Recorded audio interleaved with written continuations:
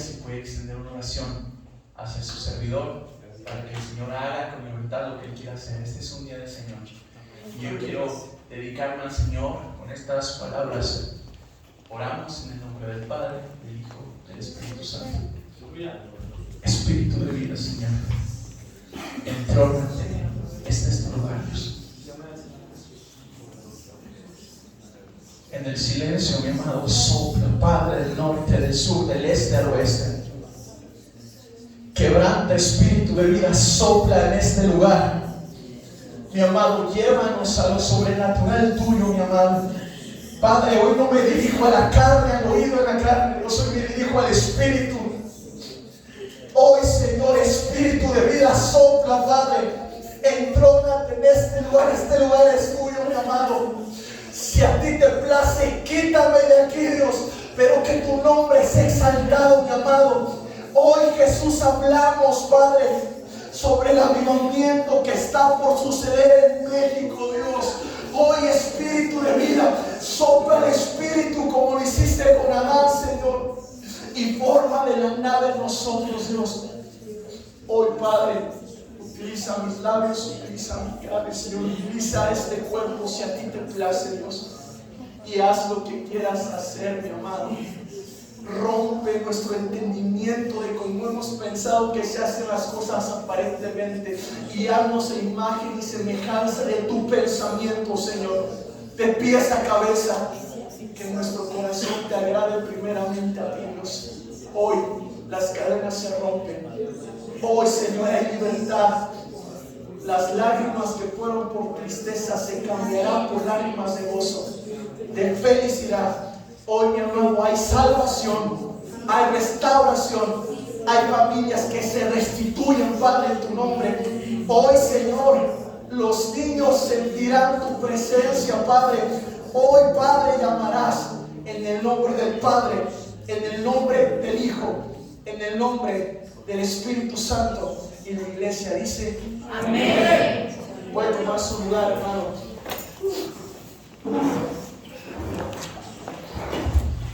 So, hermano, veníamos ayer en la madrugada en el camión y eran como las 5 de la mañana, para serle franco. Veníamos un poco dormidos, yo por mí, venía bien dormido. Eran como las 5 de la mañana y en ese chofer como que se quiso quedar dormido, era un viejito, ya estaba un poquito grande. Y como que se cansó, y en eso el camión se salió de la carretera. Nada más, hermanos, Dios nos corrige, este camión se va a voltear, se sintió horripilante, todos se despertaron en el momento. Pero bien nos dijo la hermana, Dios bendiga a la hermanita que nos está hospedando, siempre es una bendición su hospitalidad. Nos dijo: había oraciones de un pueblo que estaba orando por ustedes, y eso mantuvo ese camión de pie. Si ustedes no hubieran en ese camión, posiblemente se hubiera volteado. ¿Cuántos dicen amén? Amén. Y sabe, hermano, yo quisiera ser bien puntual en el mensaje que el Señor puso en mi corazón para compartirles. Y a partir de este momento me encantaría que me prestaran 30 o 40 minutos de su tiempo. Yo le pido al Señor que me dé el entendimiento para hablarles del más chico hasta el más grande. Y aprovechando su postura, hermanos, me encantaría que me acompañaran a 1 Corintios 13.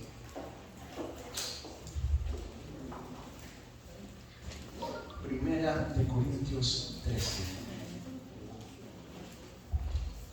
Me indica con un amén cuando lo tenga. Amén. ¿Está listo?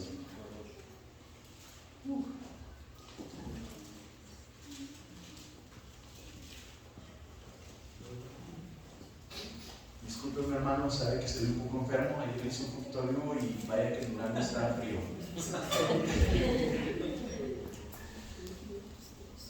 ¿Está listo, hermano? Amén. Leemos la palabra en nombre del Padre, del Hijo y del Espíritu Santo. Dice: y si tuviese profecía y entendiese todos los misterios y toda la ciencia, y si tuviese toda la fe de tal manera que trasladase los montes, y no tengo amor, nada soy.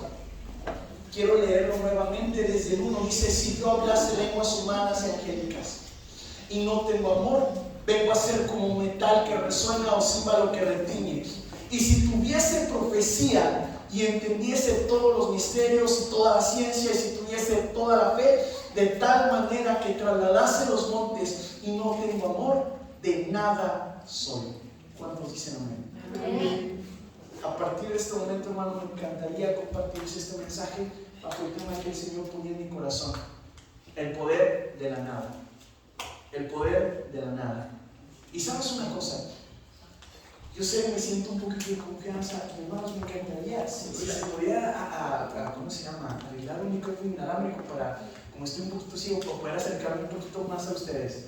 Igual, para compartir y saber una cosa.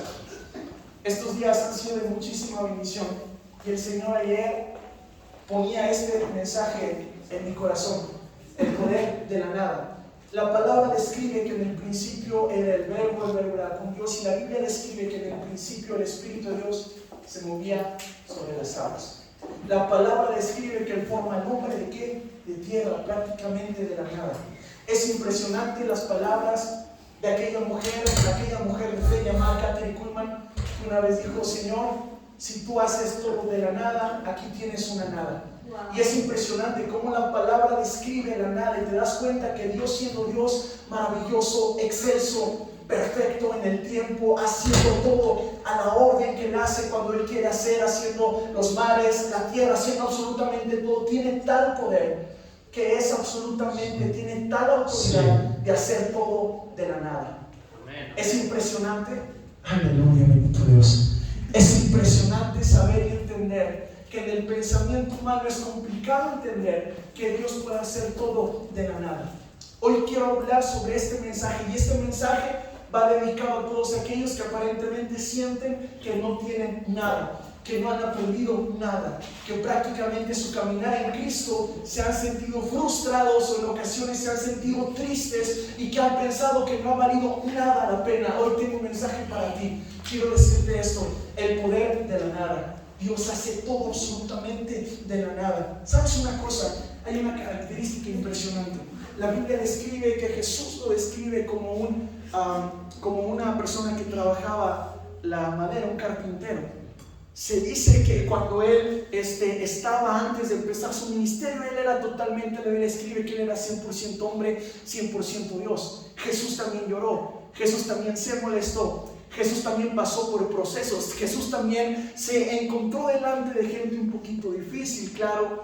Jesús también encontró momentos en el cual, como dice la palabra, Él sintió aflicción.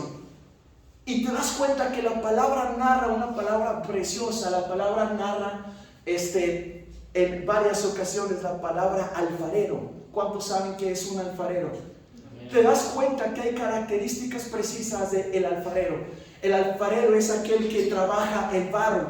Y te das cuenta, hay un canto precioso que lo cantan en mariachi, que dice, tú el alfarero y yo el barro soy, moldea mi vida a tu parecer. Y te das cuenta que cuando uno dice: Señor Jesús, tú eres el alfarero de mi vida, ahí dice uno: Santo Jesús, cuidado con lo que estoy diciendo. ¿Cuántos han pensado que Jesús trabaja de una manera y uno se da cuenta que en el caminar en Cristo hay ciertas cosas que uno aparentemente piensa que así es y así será toda la vida? Por ejemplo, hay quienes dicen que tú para echar fuera demonios, no sé, para que el Señor te utilice, hay quienes dicen tiene que orar y ayunar, y lo dice la palabra, pero la figura que uno cree es de rodillas sentado o de rodillas estando en un momento apartado. Y te das cuenta que para Dios no hay algún filtro, no hay esquema, no hay una manera como hacerlo. Bien puedes ir caminando, el Espíritu Santo te puede hablar. Bien puedes estar en el trabajo haciendo algo, el Espíritu Santo te puede hablar. Pero te das cuenta que nadie puede formar al alfarero, porque Él es el alfarero. Él es quien nos forma a nosotros. Pero hoy te quiero hablar sobre eso complicado. Cuando te das cuenta que cuando el alfarero mete su mano en tu vida, uno aparentemente piensa que cuando el Señor habla dice: oh, bendición, el Señor está obrando en mi vida, el Señor está haciendo. Vaya sorpresa que te llevas cuando te topas y el Señor te dice: hijo mío, eres amado por mí, pero quiero decirte esto: hay cosas de tu vida que tengo que trabajar, hijo. Te van a doler muchísimo, te van a doler. Aparentemente las personas creen que los hijos de Dios, aquellos que ven aquí arriba, que están en bendición y todo, dicen: no, tremendo, se la mantienen de victoria en victoria y es una bendición y todo.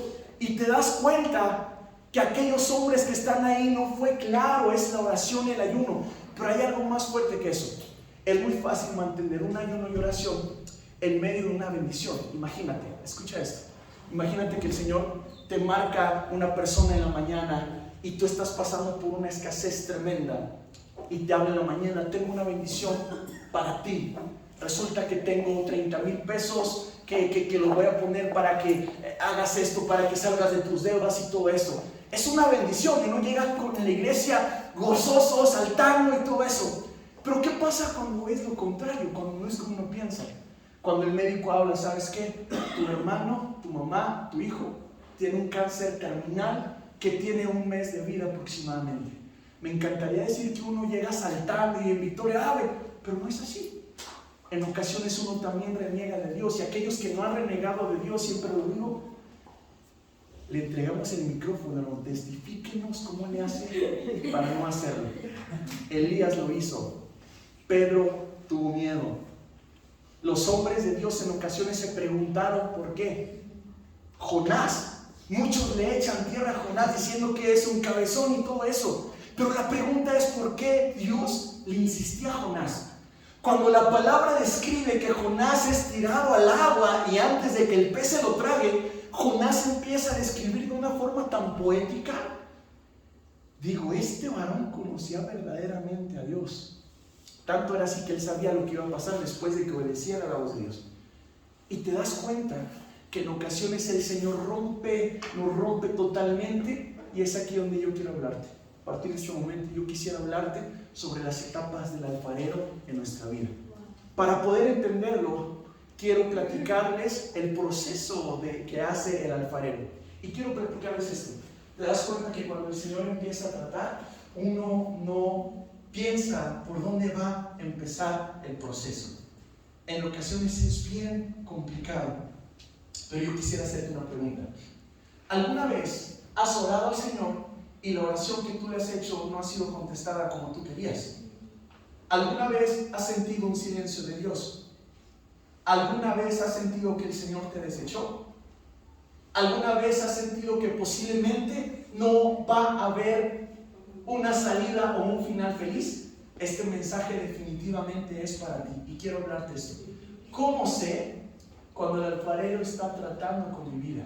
Y yo sé y estoy seguro, y me encantaría decir que todos los cristianos, yo tengo un problema con esto, hermanos, y es que yo tengo 10 años en el Evangelio, y por 10 años en el Evangelio me he topado con muchos hermanos que llegan con una postura: ¿cómo está, varón? En victoria, aleluya, y te lo transmite, y te das cuenta que por dentro hay una tristeza que los está carcomiendo.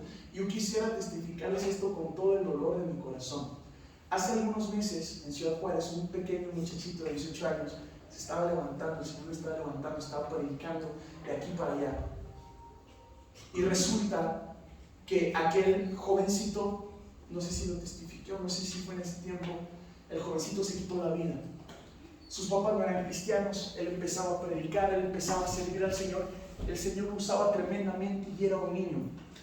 Cuando él se quita la vida, él deja escrito en un papel y decía: gracias le doy a Dios, yo sé posiblemente a dónde voy a ir, pero hay una tristeza que no puedo quitarme. Y él empezaba a decir que había personas que en vez de impulsarlo, lo jalaban. Hermanos, seamos sinceros.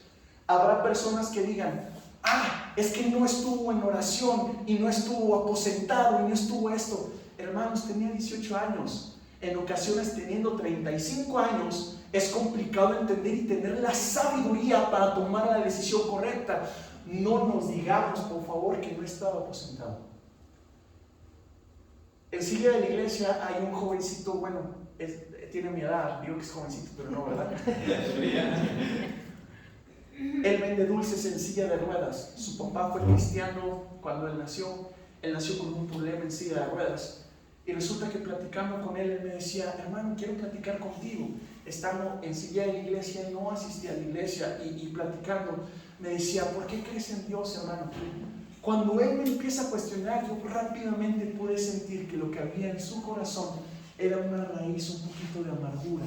La pregunta era: ¿por qué?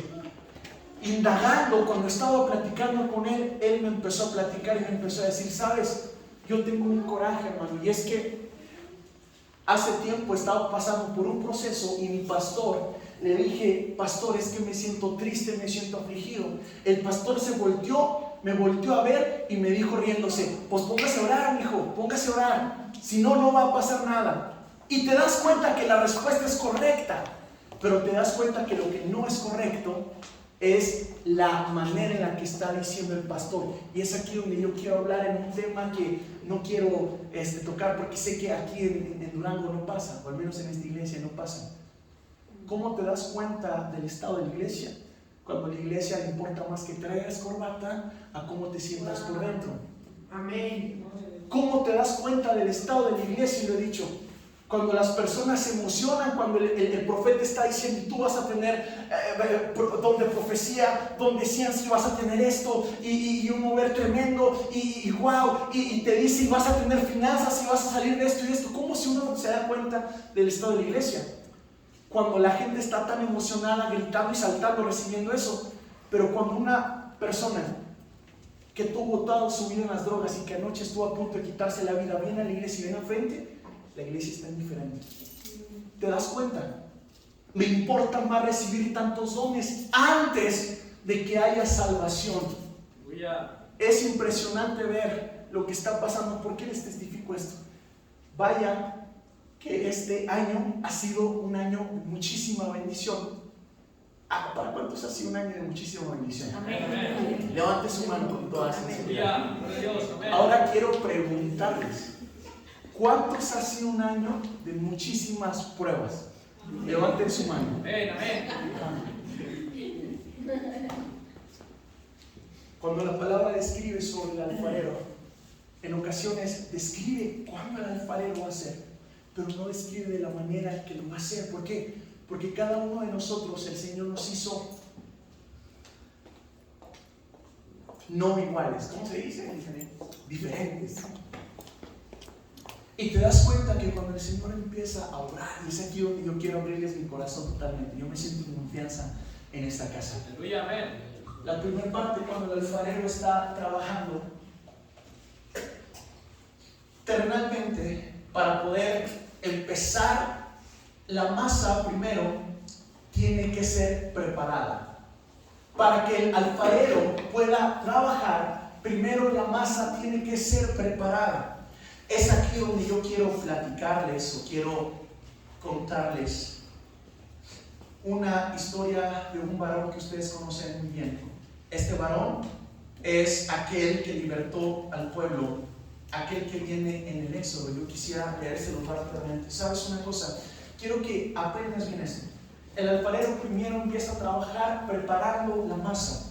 Te das cuenta que la Biblia describe tantas historias donde el Señor empieza a obrar en los hombres. En Jeremías, por ejemplo, le empieza a escribir: antes de la fundación del mundo te conocí, te di por profeta a las naciones. Él ya sabía. La Biblia describe que cada uno, él ya sabía cómo iba a ser su vida, él ya sabía cómo iban a ser formados, él sabía el nombre, él sabía absolutamente todo, pues él nos creó. Y te das cuenta que desde el primer momento que nosotros ponemos un pie en la tierra, nuestra historia comienza. Habremos muchos que la historia no comienza de una manera muy positiva. Habemos que posiblemente nacemos de matrimonios quebrantados. Habemos que posiblemente nacemos de alguna violación. Habemos personas que posiblemente nazcamos en un refugio para niños, para huérfanos. Y te das cuenta que absolutamente nadie en sus 5 sentidos nada más decidiría nacer así. Nadie nace absolutamente con los problemas. O díganme quién sinceramente tiene. Si tuviera la oportunidad de escoger dónde nacer, uno decía: no, Señor, yo quiero escoger nacer con una familia destruida. Sí, y por favor, que haya maldiciones generacionales y que mis papás hayan sido unos drogadictos. Sinceramente, no, absolutamente nadie lo escogería. Pero te das cuenta que cuando Jesús empieza a formar, te das cuenta que a cada uno nos forma de la manera tan específica. Pablo decía que tenía un aguijón y él clamaba a Dios que se lo quitara, mas Dios le decía: no te lo voy a quitar. La pregunta es: ¿Cuál era ese aguijón? Muchas personas, teólogos, han pensado que el aguijón posiblemente era algún problema en la carne. La Biblia no lo describe tal cual. Algunos otros también piensan que ese aguijón en la carne posiblemente era la culpabilidad de todos los cristianos que mató en ese momento. Algunos otros creen que el aguijón era a lo mejor una deficiencia que tenía, una debilidad en el pecado que tenía. Nadie sabe cuál era ese aguijón, pero lo que sí describe la Biblia, que Jesús, que la palabra de Dios, que el Padre le revelaba diciéndole, porque mi poder se perfecciona en tu debilidad. Hermanos, la debilidad es algo que no se toca mucho en algunas iglesias. ¿Me explico? ¿Por qué? Porque en ocasiones el cristiano ha sido tan severo que no se permite fallar. ¿Y qué es esto? Te das cuenta que llega una generación de padres ahora en Cristo que están caminando en Cristo de una manera tan correcta, y resulta que el hijo comete los mismos fallas que él cometió de joven, y ahora sí hay una mano severa que le marca y le dice, arrepiéntete, y así, así, así. Oye, creo que yo salí de ahí. Me acuerdo cuando mi papá le platiqué a mi mamá, no, yo no sabía que yo no fui deseado. Yo nací ahí mis padres eran demasiado jóvenes. Y me acuerdo que una vez platicando con mi abuela le dije, oye abuelita, séame sincero. Yo, para sacarle plática a mi abuelita, que estaba en plática un poquito callada, le digo, abuelita, dígame la verdad, ¿yo fui deseado? Ese silencio prevalece hasta la fecha, ¿no? Y me dio a entender que posiblemente no era así. A lo mejor en el entendimiento de mis papás no fui deseado, pero en el entendimiento de mi padre nací en la generación perfecta para marcar una diferencia en esta generación. Dios. ¿Y cómo lo puedo lograr?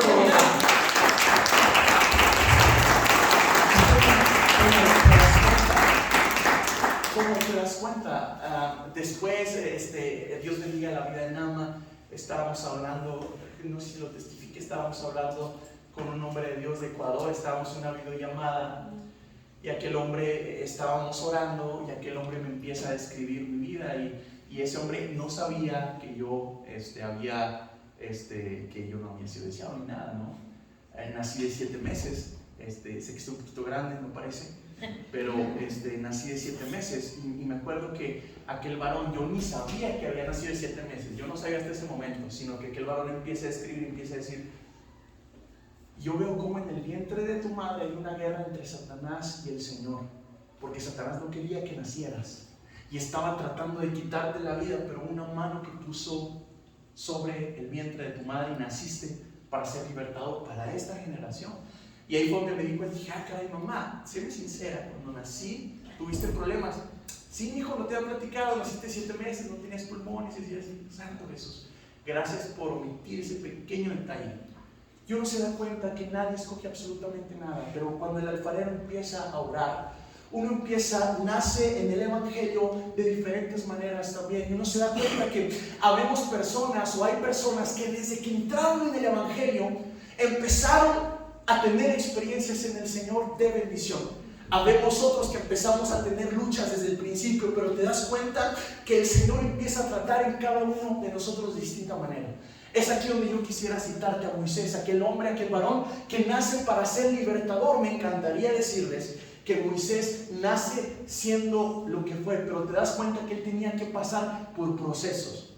La Biblia describe que en aquel momento había persecución, aquel faraón no quería que nacieran los hijos del pueblo de Dios, y la Biblia describe que la mamá de Moisés mete a Moisés en una cuna, la tira al río en aquel momento, y la Biblia describe que en aquel momento llega a la cuna, específicamente a la casa de los hombres de poder en aquel momento. La Biblia describe que a partir de aquel momento Dios empieza a trabajar en la vida de aquel hombre. Te das cuenta, y yo lo digo, que mamá en sus 5 sentidos tiraría a su hijo en una canasta en medio de un río. Dicen que el amor de mamá, el amor de papá, no se compara a ningún otro amor. Y te das cuenta que es así. La Biblia nos relata cuánto el Padre nos ama, pero te das cuenta que en aquel momento era un proceso complicado. ¿Cuántos de sus hijos les encantaría tirarlos por un río, en un río donde hay cocodrilos, animales de muerte?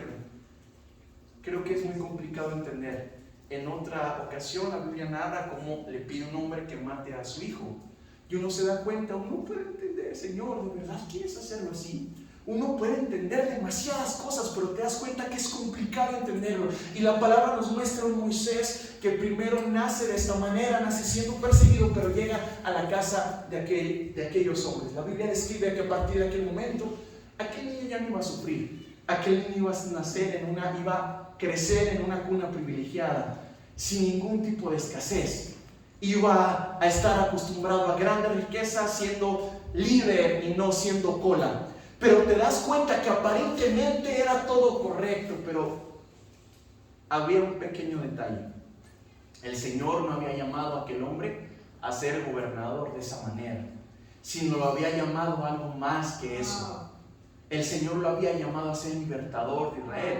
Definitivamente es complicado entender cómo el Señor ora, pero quiero decirte esto. La Biblia empieza a narrar la historia de aquel hombre que lo empieza a llevar, empieza a tener hermanos, empieza a jugar con sus hermanos.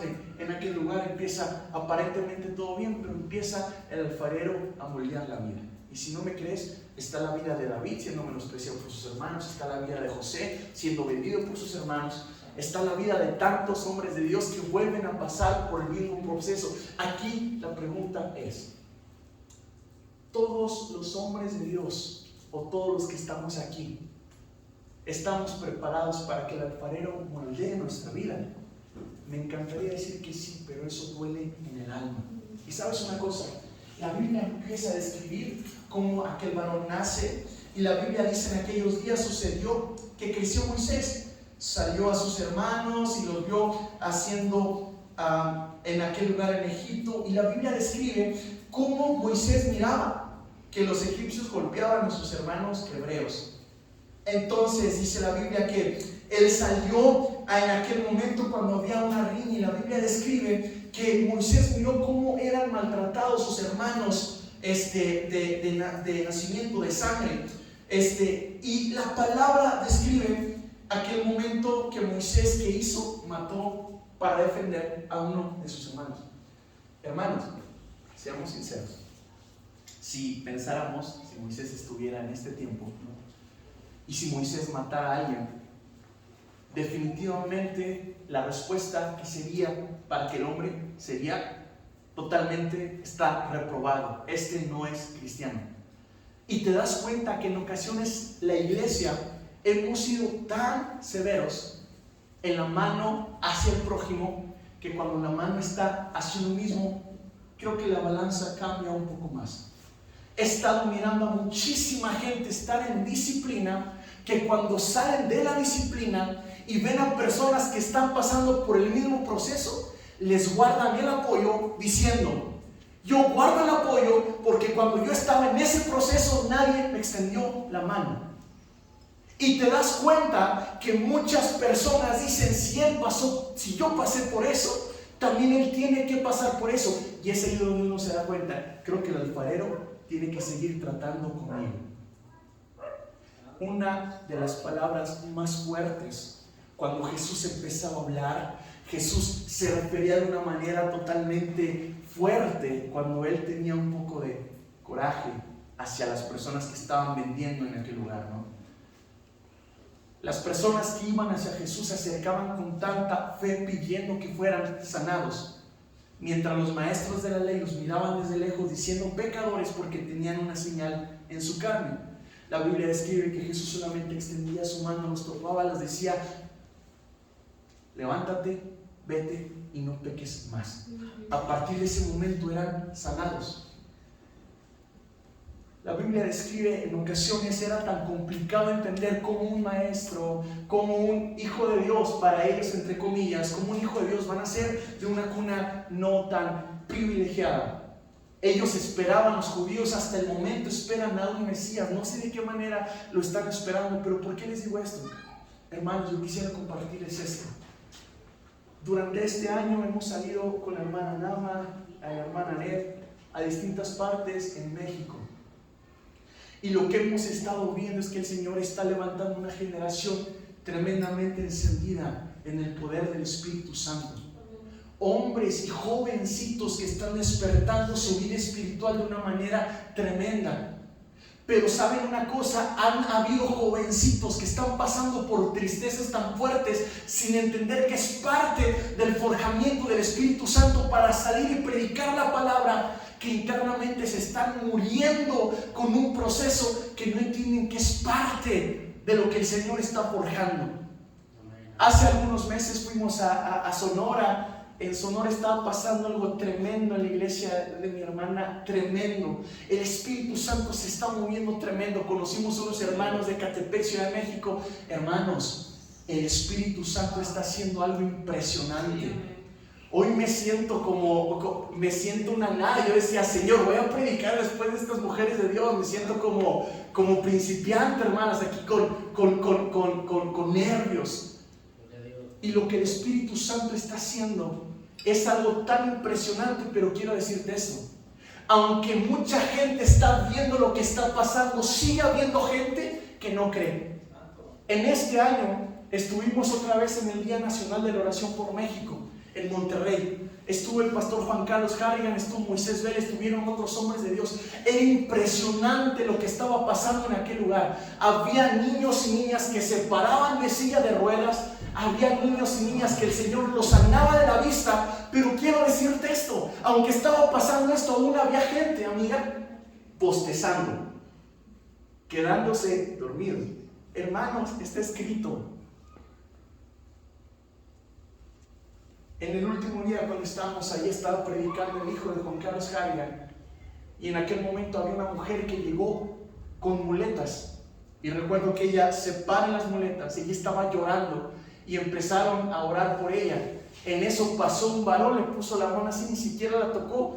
Fue y cayó al piso, ¿no? En aquel momento yo me asusté, hermanos, porque yo estaba abajo, ahí abajito en el altar. Yo veo que aquella mujer se está desangrando. Traía en la cabeza una venda que no sabíamos que traía, porque traía una bufanda en todo esto, pero estaba vendada. Algo le había pasado a aquella mujer. Aquella mujer estaba así tirada en el suelo. Yo la veía y decía, Santo Jesús. Yo entré en shock y dije, ¿qué hago? Había muchísimas, eran como unas 5,000 personas, nomás. Estaba abajo, la gente estaba pasando y pasando. Recuerdo que se le cayó su monedero y la gente estaba pisoteándolo. En eso yo me acerco y la gente pensaba que yo era ujier. Me decía, hermano, haga algo, yo santo, yo también vengo a recibir, ¿qué hago, no? En eso estaba la mujer sangrando, y yo, santo Dios, ¿qué hago? En eso me acuerdo que estaban los hombres de Dios en el altar y enseguida estaba uno de los organizadores. Voy corriendo, me cruzo entre medio de la gente y voy al altar. Hermano, hay una mujer que se está desangrando, corra, tienen que hacer algo, ¿no? La mujer estaba en bendición. La mujer estaba llorando todavía en el espíritu. La carne posiblemente estaba dañada, pero ella en el espíritu estaba recibiendo. Estoy seguro que no pasó a mayores. En eso ella se levanta en una pequeña cortadura que la mujer tenía, que ya traía un abierto. Pero en aquel momento yo recuerdo que había hombres que fueron a aquel lugar no a recibir, sino ir a ver. Y te das cuenta que eso pasa normalmente en la mayoría de los creyentes. Cuando hay un evento evangelístico, cuando hay un predicador, cuando hay alguien, hay muchas personas que se paran en la silla, se sientan en la silla, no para recibir y ser partícipes, sino para ver y juzgar si lo que se está haciendo está bien o está mal. A veces pasa como cuando una persona va al cine, ¿no? Una persona compra el boleto, compra para ver las palomitas y se da cuenta y puede juzgar si la película estuvo buena o no estuvo buena. Y cuando sale la película puede decir, ¿sabes qué? La película no me gustó, brother. En ocasiones vemos algunas personas que saliendo del servicio igual, es como que, ¿saben? No me gustó la prédica, ¿no? Y la alabanza, hay más o menos ahí para que la otra le echen ganas, ¿no? El Señor les bendiga. Y te das cuenta que a los que el Señor está utilizando son aquellos que están arrebatando. Y quiero decirte algo que escuché que en mi cabeza explotó. Te digo una cosa, en la iglesia en ocasiones la Biblia describe que hay sacerdotes y reyes. La característica de los reyes es una persona que manda, una persona que tiene a personas para que le sirvan. Es una persona que cuando él dice algo, las cosas se tienen que hacer. El sacerdote, al contrario, la palabra describe que es aquel que pone incienso, aquel que alaba, aquel que entra al aposento alto. Y te das cuenta que los hombres de Dios que están sirviendo en ocasiones, el pastor decía, los papeles se están intercambiando. Entran a la iglesia en posición de rey Y cuando salen en posición de sacerdotes. ¿Qué es esto? La palabra describe que cuando David, él cantaba al Señor, a él no le importaba siendo rey, y era el primero que saltaba. Pero en ocasiones te das cuenta que los pastores toman actitud de reyes en la iglesia, de que las personas les sirvan, y no me refiero solamente a los pastores, me refiero a los líderes, me refiero a aquellos que tienen un don por parte del Espíritu Santo, que se paran en este lugar esperando ser servidos, y cuando es el momento de cantar, de levantar las manos, son aquellos que están solamente mirando así con una postura de reyes. Y te das cuenta que cuando salen afuera, salen en postura de sacerdotes, ¿no? Tratando de traer paz al mundo y todo esto, cuando la cosa es totalmente diferente. Cuando el Señor habla sobre los sacerdotes, se supone que los hombres de Dios son los primeros en estar enfrente adorando al Señor, levantando su nombre, preparando el incienso para que todos aquellos que pasen vean y sean inspirados. Siempre he dicho, una persona que danza es una persona que contagia. Una persona con pasión es una persona que contagia. Una persona de fe te contagia la fe. Una persona apagada también te contagia lo apagado. Una persona con su cara de píchame un pan también te contagia eso. Una persona con tristeza, pues es que soy uno de los mejores guerreros del Señor, hermano. Y así estoy triste. Cuando verdaderamente la postura de rey es afuera, a mí el diablo no me va a hacer nada. Aquellos que quisieron ponerme trabas no pueden hacer nada, al contrario, los amo en el amor de Cristo. La postura cambia, hermanos. Que aquellos hombres de Dios, cuando se entra al altar, seamos como los sacerdotes, los primeros en poner sillas, los primeros en empezar el incienso. Ok, no ha llegado nada en la iglesia, no me llego a esperar a que empiece, me llego a preparar el ambiente, me llego a preparar el altar. ¿Me explico? La postura cambia. Pero en ocasiones no estamos preparados para recibir dones, porque posiblemente todavía hay orgullo en nuestro corazón. La palabra del Señor muestra cómo al altivo lo ve de lejos, y te das cuenta que en ocasiones el Señor empieza a tratar en cosas que nosotros no vemos en nosotros mismos, pero la gente sí lo ve. Y te das cuenta que hasta en esos procesos el alfarero empieza a trabajar, pero hermanos, duele. Yo quisiera hacer una pregunta al viento, sinceramente. ¿Quiénes de nosotros batallamos con el orgullo? ¿Quiénes de nosotros batallamos con que nos digan cómo hacer las cosas? ¿Quiénes de nosotros batallamos en ocasiones con rebeldía? ¿Quiénes de nosotros en ocasiones batallamos también con el chisme?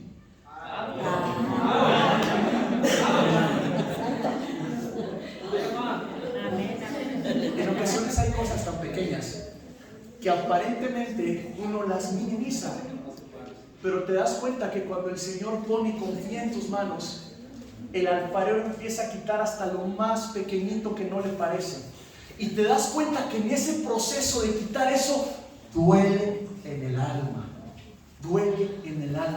y el alfarero empieza a trabajar primero preparando la mezcla. Después el alfarero lo que empieza a hacer,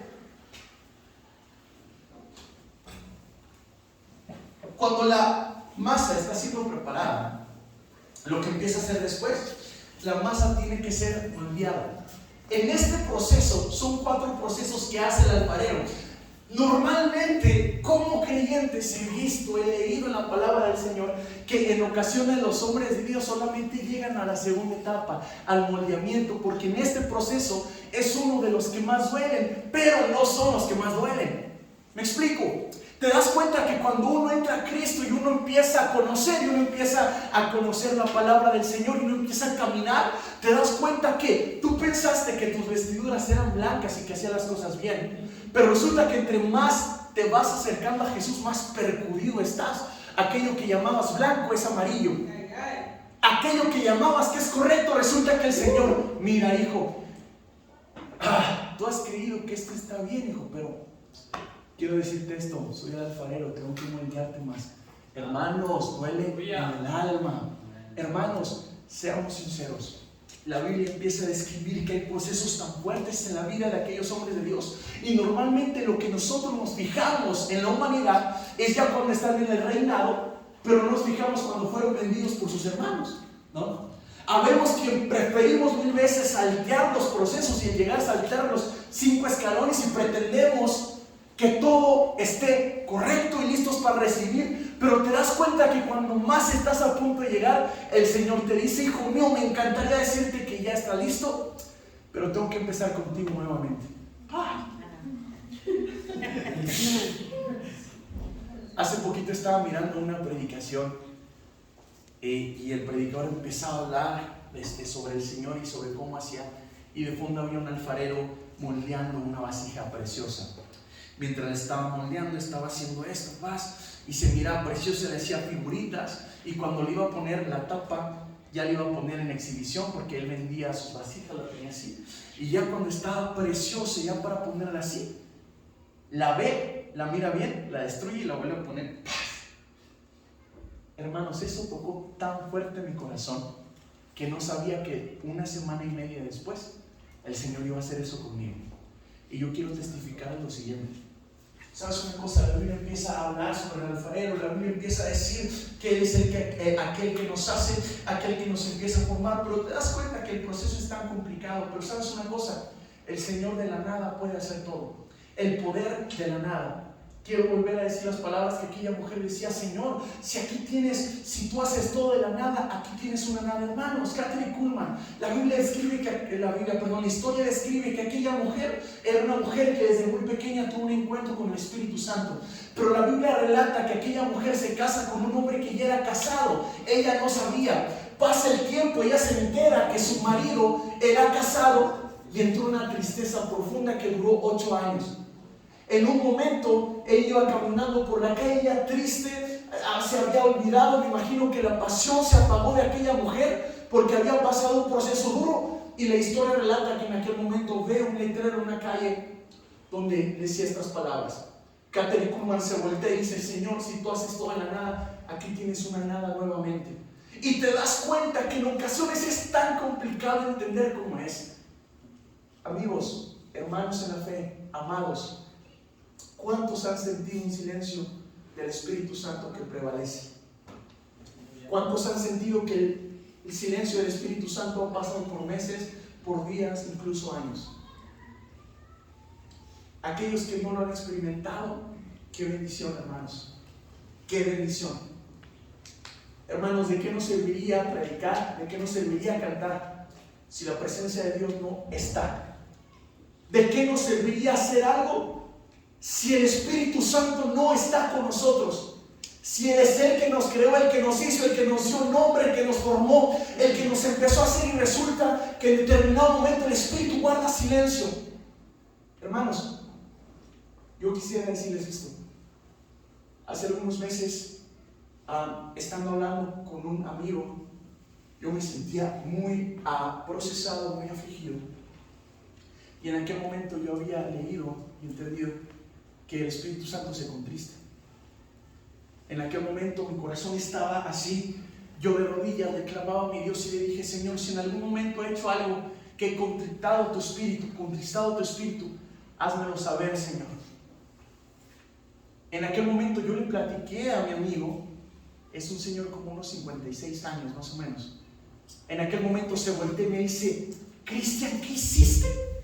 Le pregunté a mi Dios que en qué había hecho para que Él se contristara conmigo, si había hecho algo que me lo revelara.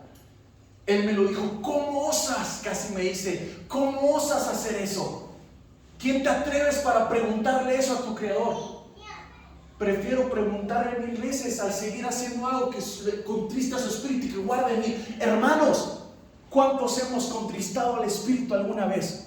En ocasiones el Espíritu Santo se ha retirado, y me encantaría decir que nos hemos dado cuenta, pero en ocasiones se ha retirado de nosotros y no nos hemos dado cuenta por nuestro mismo orgullo.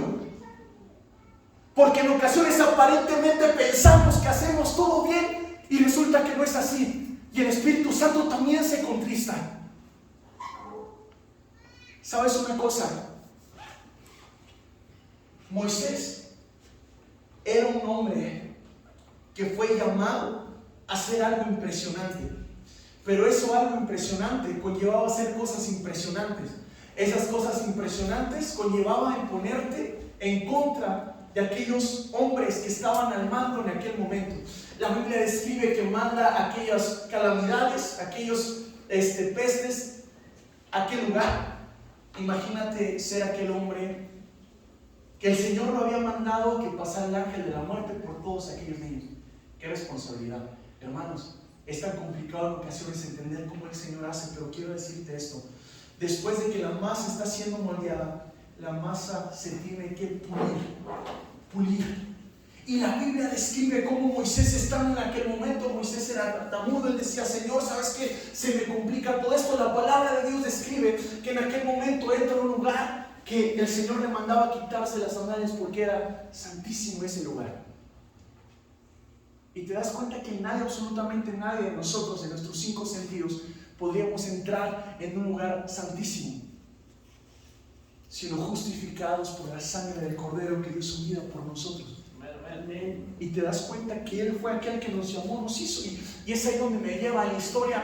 Se dice que por cada pecado cometido por las personas, llevaban un corderito, y aquel corderito tenían que cortarle la cabeza para que la sangre fuera derramada y pudieran ser perdonados. Si yo estuviera en aquel momento, me imagino llevando un corderito como unos 60 kilos cargando, y en aquel momento: Señor, perdóname, cortarle el cuello mientras la sangre de ese cordero está siendo derramada para el perdón de mis pecados. La Biblia empieza a describir cómo son los procesos y todo esto. Pero ¿qué quiero decirte con esto? Hermanos, con todo mi corazón les quiero decir esto. Pastor, con todo el respeto, hace 2 semanas estuvimos en Ciudad Juárez y pasé uno de los procesos más complicados en mi vida. Y no les estoy hablando sobre procesos en la familia, sobre muerte, sobre cosas así. Era un proceso en el cual el Señor estaba tratando conmigo, diciéndome: Cristian, todo lo que has creído cómo se hace, todo lo que has hecho cómo se hace, a mí no me sirve de nada. Como si el Señor empezaba a romper cada hoja. Cristian, todo lo que has cantado, los lugares que has ido, las personas que has conocido, los lugares donde te he llevado, lo que has aprendido en el instituto, resulta que no me sirve de nada. Yo soy tu creador y yo te vuelvo a hacer y deshacer cuantas veces quiera. En aquel momento yo estaba afligido, estaba de rodillas. Yo decía: Señor, ¿de qué me sirve la vida si lo que he hecho, posiblemente muchas de las cosas que he hecho, no te agradaron en totalidad? En aquel momento salía una oración dentro de mí con totalmente coraje. Y discúlpenme, hermanos, si me refiero de esta manera. En aquel momento había una tristeza tan fuerte en mi corazón, y me encantaría pararme delante de ustedes diciéndome, jactándome, que fui el mejor orador, el mejor predicador, el que más ayunaba, el que más estaba ahí. Pero no era así. Estaba delante de mi Padre y le decía: Señor, si no te agrada de mí, deshazme. En aquel momento dejé de llorar, porque sentía que había llorado tanto que ya no podía llorar. Ya estaba resignado totalmente. No entendía lo que el amado me decía. Prácticamente me cortó hoja por hoja y me dijo: es necesario que rompa todo esto para volverlo a escribir. A partir de aquel momento, hermanos, yo sentí como si empezara de nuevo, como si nunca hubiera cantado, como si nunca hubiera predicado, y me dolió tanto.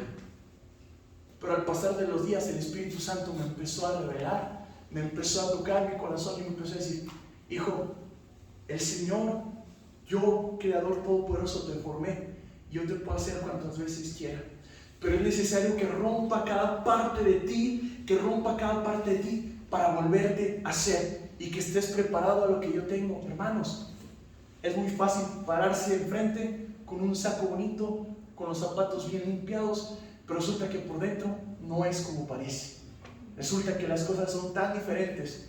Me gustaría poder predicar desde una postura bien entronada y bien empoderada y decir, pero en esta ocasión no fue así. En esta ocasión yo quisiera, yo estoy hablando sobre la manera que el alfarero trata. Y sabes, por muchos años caminé sin mi familia siendo cristiana, y resulta que por muchos años yo caminé con mi guitarra solo totalmente, ¿no? Y resulta que aprendí totalmente solo en el evangelio. Empecé a predicar sin que mi familia fuera cristiana, empecé a predicar, a cantar sin que mi familia fuera cristiana y todo eso. Y al último, ya cuando uno cree aparentemente que está haciendo bien las cosas, el Señor se para delante de uno y le dice: hijo mío, absolutamente nada de lo que haces puede sorprenderme. porque yo soy quien te hago, yo te voy a romper cuantas veces quiera, pero la figura en ti tiene que salir. Yo soy el alfarero y te perfecciono en tu debilidad. Pastor, le voy a ser bien franco, pastor. Yo se lo testifiqué ayer a mi hermana Damaris. Estábamos a punto de venir, yo no quería venir en el último día. Yo decía, Señor, siento como si en mi vida hubiera predicado, siento como si no sé nada. ¿Qué voy a compartirles? Estaba a punto de comprar los boletos en la mañana. Para la tarde ya no había boletos. Dije, Señor, gracias. ¿Cuál gracias? En la tarde fui con la esperanza de que ya no hubiera boletos. Me sentí mal y se lo confieso, pastor. La hermana Damaris, vamos a levantar una oración para que haya boletos en aquel lugar. Y yo internamente, Señor, no quiero ir. ¿Qué les voy a predicar a los hermanos, Señor? Me acabas de romper, me acabas de deshacer totalmente. ¿Qué les voy a decir? ¿Qué les voy a decir?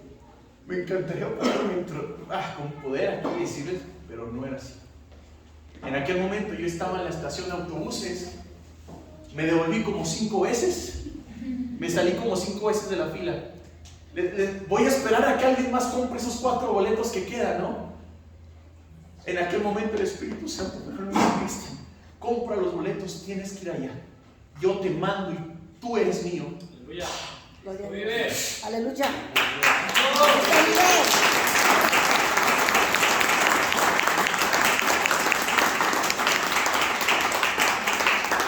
En aquel momento, hermanos, yo obedecí a Dios por impulso. Me acerqué, me da 3 boletos, por favor, para ir a Durango, ¿no? Me dice, ok, nada más que te digo, no va directo, va a hacer como que se va a parar en otros lugares y vas a ir. Y en ese momento yo decía, ay Dios mío, no, yo no podía hablar al Señor, hermanos. Yo estaba callado totalmente. Yo solamente decía internamente, Señor, hágase tu voluntad. Solamente soy un pedazo de carne en esta generación. Con 28 años, haz como quieras. En aquel momento yo me subo al camión y solamente estoy acostado, ¿no? Y en ese momento yo sentía que mientras estaba dormido mi espíritu clamaba a mi Padre. Mi espíritu clamaba a mi carne a mi Padre, porque posiblemente mi carne no podía, estaba dormida, ¿no? En aquel momento yo empiezo a sentir como el Espíritu Santo me empieza a hablar en madrugada, me empieza a abrazar. Y solamente le decía, Señor, mírame, Dios, todo lo que tú has hecho aparentemente con un saco bonito y todo eso y todo perfecto, resulta que no era así. Resulta que me dijiste que no te servía nada de eso. Y en aquel momento mi corazón se quebrantó más y le decía, Señor, ok, perfecto, pero enséñame, muéstrame. Pero cumple tu propósito en mí, que si esto es lo que he hecho por mi vida, si empiezo a hacer otra cosa, no sé hacer otra cosa. No se arreglará, eres pastor, soy bien inútil, no sé hacer absolutamente otra cosa. En aquel momento el Padre, yo sentía que solamente me volteaba a ver con una sonrisa, como diciéndome, ay hijo, si supieras lo que voy a hacer contigo. Pero hermanos, duele en el alma totalmente, duele en el alma. Resulta que lo que uno piensa que es, no es así. Y que el Señor hace como Él quiere porque Él es soberano. Él nos hizo. Él puede hacer como quiera con nosotros. Pastor, ¿qué pasaría si el día de mañana el Señor llegara y le dijera, Tony, yo te llamé en aquel momento, pero a partir de este momento te quito todo lo que tienes? Damaris, te voy a quitar el ministerio y ya no vas a tener nada. Anet, te voy a quitar todo lo que tienes. Seguiríamos siendo las mismas personas, hermano. Hijo, te voy a quitar a tus hijos, discúlpame. Señor, tú no eres un Dios. Se supone que tú eres un Dios de amor. ¿Cómo me vas a decir eso? Como si entendiéramos nosotros cómo funciona Dios, como si nosotros tuviéramos el total entendimiento de cómo funciona Dios. Pero resulta que Dios hace con nosotros como quiere. Él tiene la libertad de entrar aquí, pasearse entre nosotros cuantas veces quiere. También Él tiene la libertad de guardar su mano si Él quiere. Él se puede manifestar siendo soberano, no por quien esté predicando. Él se puede manifestar por el que Él es soberano, no por quien esté cantando. El predicador, los hombres, los líderes, los pastores no podemos moldear a Dios como nosotros queremos. El Señor sana si Él quiere. El Señor puede pasar a un niño de 5 años y sanar a una persona con cáncer si Él le place. El Señor es soberano, es autónomo, es suficiente. El Señor necesita a nosotros. Hermanos, llegamos aquí. Ayer estaba predicando mi hermana. Yo decía, Señor, ay Dios, que voy a predicar. Mira estas mujeres de Dios, Señor. Ay Dios, hermanos, fue una bendición tremendamente ayer lo que el Señor estaba haciendo. Pero yo quisiera decirles esto con todo el permiso de mi hermana Nena. Ustedes ven a una mujer tremendamente utilizada por Dios. Yo no conozco, yo no te conozco, hermana Realidad, pero yo sé cuánto te ha costado. Hermana, se ve. Las personas ven la unción, pero no ven el proceso. Las personas ven cómo Dios te usa, pero las personas no saben cuántas veces has estado sola en aquel lugar en tu cama, llorando, posiblemente queriendo dar un paso para atrás. Y es ahí donde la gente no conoce. ¿Sabes? Porque normalmente nosotros, las personas, creemos que estar aquí o hacer en la iglesia o tener propiedades y todo eso es paz, es una bendición. Es una bendición, hermanos, pero la verdadera bendición es la que pule en nuestro Padre, aquel que nos forja, hermanos. Y es aquí donde yo quisiera tocar esto. ¿Te das cuenta que la última etapa del alfarero es cuando aquella vasija de barro la mete al horno de fuego? Aquel donde culmina todo el proceso, donde duele en el alma. Y quiero concluir con esto. No hay nadie más impresionante, no hay nadie más valiente, no hay nadie más soberano, no hay nadie más grande que Jesús. Aquel hombre que tenía un dominio de carácter impresionante. Aquel hombre que la Biblia describe estando orando en aquel monte, estando a punto de ser entregado, confiándole a sus discípulos que oraran por él, quedándose dormidos mientras aquel hombre oraba diciendo, Señor, si es posible que pase de mí esta copa. Para todos aquellos que posiblemente creyeron que Jesús no lloró en aquel momento, la Biblia describe que él estaba llorando lágrimas de sangre, diciendo, Señor, si es posible que pase de mí esta copa, pero no se haga como yo quiero, Señor, sino como es tu voluntad.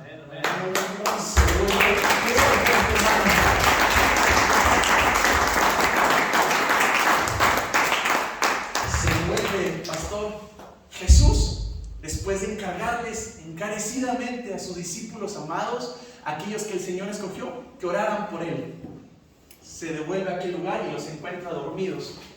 La Biblia relata que Jesús vuelve a aquel lugar y está orando. La Biblia describe que él sigue orando, Señor, hágase tu voluntad, orando. Se devuelve nuevamente a sus discípulos amados, aquellos que les había confiado, los vuelve a encontrar dormidos. Por tercera vez el amado de nuestra alma va a orar, y creo que resignadamente ya se devolvió. Dice, no, pues voy a dejar dormir, ¿no? Ya. La Biblia describe que en aquel momento aquellos hombres, me imagino que vieron aquellas antorchas posiblemente que se venían acercando, aquel Jesús con un templo impresionante que ha adquirido en la oración. Me imagino que posiblemente hermanos míos, escogidos míos, ya se llegó el tiempo, ¿no? Me imagino que si Pedro hubiera sabido previamente el momento exacto en el que el maestro iba a ser apresado, por su carácter arrebatado, se hubiera llevado a Jesús de ahí.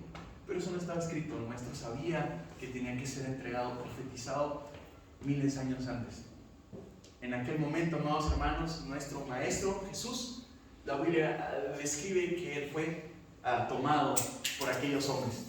En aquel momento, aquel varón, uno de los principales discípulos llamado Pedro, actuó con coraje, cortando aquella extremidad de aquel hombre, ¿no? Jesús, con total mansedumbre, me imagino aquel que tenía un carácter que sabía controlarlo en aquel momento. La Biblia describe que en aquel momento Jesús fue llevado ante aquel hombre de ley, aquel Pilato. Me imagino aquellas personas que Jesús sanó con todo amor y misericordia, señalando y diciendo, crucifíquenlo. La Biblia lo describe de esta manera. La Biblia describe a aquel hombre que estaba enseguida de él, mientras Jesús sabía lo que aquel hombre estaba y había hecho. Me imagino que dentro de él había solamente misericordia para los que estaban enfrente y para él y para Pilato. La Biblia describe que en aquel momento, me imagino posiblemente a la mamá, viendo cómo la gente está juzgando a su hijo, sabiendo que no hizo nada. La palabra escribe: como cordero fue llevado al matadero, enmudeció, no abrió su boca. Pone un ejemplo totalmente de que también nuestro amado pasó por la formación. La Biblia describe que en aquel momento, aquel hombre, sabiendo quién era él, decide hacer lo que la gente decía. Me imagino a Jesús totalmente caminando en aquel lugar, yendo atado con una corona de espinas, estando a punto de ser quebrantado, latigado, totalmente con una sonrisa interna, porque posiblemente su rostro estaba hinchado, poniéndose de rodillas posiblemente o parado, mientras aquellos hombres que el Señor amaba con amor eterno le estaban poniendo la mano encima. Me imagino una mamá que lo miraba quebrantado totalmente, y él pensando: mamá, está escrito internamente, está escrito. Pero el dolor humano de ver que tu mamá te está viendo, posiblemente las ropas estaban deshechas, posiblemente ya el pudor no estaba, las vestimentas posiblemente estaban ya deshechas con sangre, posiblemente se miraban algunas de sus partes, pero estaba escrito: como cordero fue llevado al matadero, enmudeció, no abrió su boca. Ese es el Evangelio. La Biblia describe que en aquel momento aquel hombre, ya casi sin fuerzas carnales, pero en el espíritu era el Salvador, vamos, cargando aquella cruz, solamente se imaginaba a sus hijos.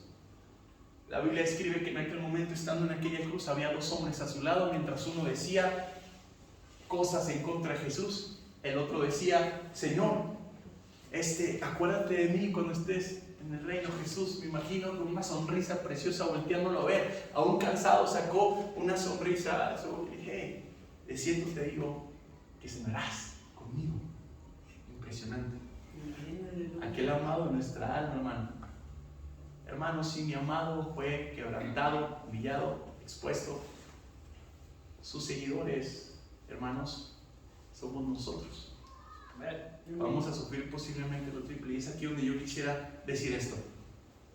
Hay una ejemplificación de aquel hombre que en esa noche estaba en silla de Jesús y que el Señor lo aceptó, llegando al cielo, ¿no? Y muchos preguntándose: oye, ¿a qué iglesia ibas? Ah, caray, no, pues no iba a ninguna iglesia, ¿no? ¿Cuál es tu doctrina? Pues ninguna, de hecho no sé qué es doctrina, ¿no? ¿Cuál es tu ministerio? Caray, pues en realidad no sé, tampoco no sé ni qué es ministerio. ¿Qué estás haciendo aquí? Aquellos hombres sabios allá arriba, no, posiblemente: estoy aquí porque había un hombre que me prometió que iba a estar con él porque lo acepté en mi corazón. Para el hombre es complicado entenderlo. Pero sabes una cosa, ese es nuestro Dios que nos amó con amor eterno, y dio su vida por ti y por mí. Y ese es el mismo Dios que nos recibe, ¿sabes? ¿Por qué sufrimos? ¿Por qué los hombres de Dios sufren la persecución? ¿Por qué los hombres de Dios sufren el quebrantamiento? ¿Por qué? Porque el Señor nos llamó a ir por los perdidos. Y hoy, hermanos, vive mi Padre Dios, en cuya presencia estoy. Viene salvación para México, hermanos. Mi corazón. Hay hombres y jóvenes que se están levantando con tanta pasión. Y hoy quiero dedicarme a aquellos jóvenes, desde los más jóvenes hasta los más grandes. Hermanos, el Señor está preparando a la juventud. Mi bro, el Señor está llamando a aquellos jóvenes. El Señor está encendiendo algo tan fuerte. Y quiero confesarles esto: yo tenía un problema. Yo decía: Señor, es que creo que yo no entro dentro del estatuto de predicadores que gritan, ¿no? Creo que conmigo se duermen posiblemente. Y el Señor me decía: hijo, yo te hice un poquito diferente.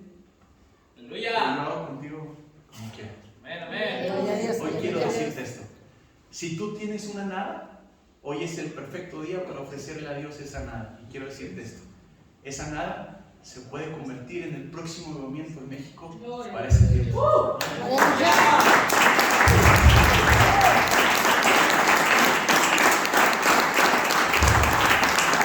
Hoy, hermanos, me paro aquí con tantos nervios, con mis piernas gordas, un poquito temblando, pero me paro diciéndoles esto.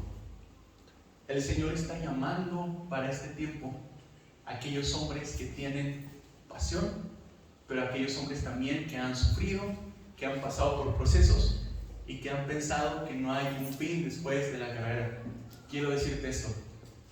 El Señor escribió este tiempo perfecto para decirte, hijo mío, entrégame lo que tienes en totalidad. Si tienes una nada, dámela ya. Yo quiero pedirte que te pongas sobre tus pies.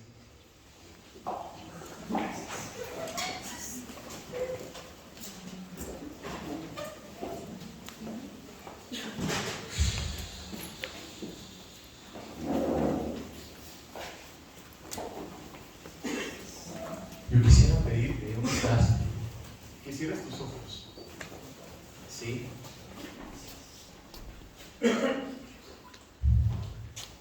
Hoy en la mañana, yo diciéndole al Señor, que estoy con hermanos, yo diciendo al Señor, Señor, creo que no tengo de qué hablar, Dios.